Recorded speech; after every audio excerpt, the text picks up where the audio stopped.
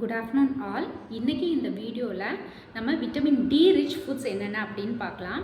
நார்மலாகவே டயபெட்டிக் பேஷண்ட்ஸ்க்கு பார்த்திங்கன்னா விட்டமின் டி லெவல்ஸ் நிறையா பேர்த்துக்கு கம்மியாக இருக்கும்.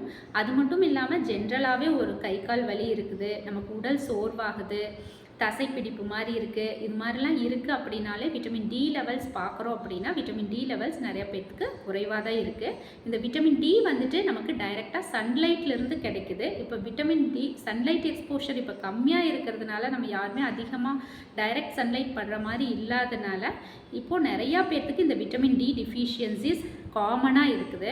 ஸோ இதில் என்னென்ன ஃபுட்டில் நம்ம கரெக்ட் பண்ணிக்க முடியும், எந்தெந்த ஃபுட் எடுத்தால் நமக்கு ஓரளவுக்கு கரெக்ட் ஆகும் அப்படின்னு பார்த்தீங்கன்னா, ஃபஸ்ட்டு நான் வெஜிடேரியன் டயட்டில் ஃபிஷ்ஷில் இந்த விட்டமின் டி ஜாஸ்தியாக இருக்குது.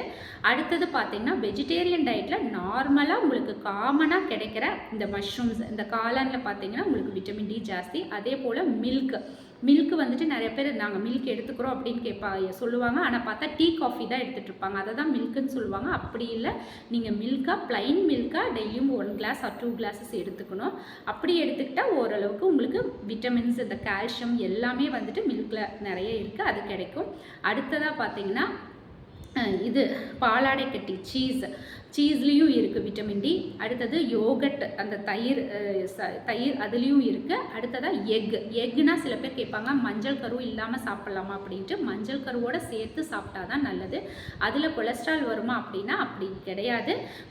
எக் அப்படிங்கும்போது ஒரு கம்ப்ளீட் எக்குங்கும் போது நீங்கள் ஃபுல்லாக வெள்ளைக்கரு மஞ்சள் கரு ரெண்டும் சேர்த்து தான் சாப்பிட்ணும். அதுவும் மஞ்சள் கருவில் தான் உங்களுக்கு விட்டமின் ஏ விட்டமின் டி எல்லாமே அதிகமாக இருக்குது. ஸோ டெய்லியும் 1 or 2 eggs எல்லாருமே எடுத்துக்கலாம்.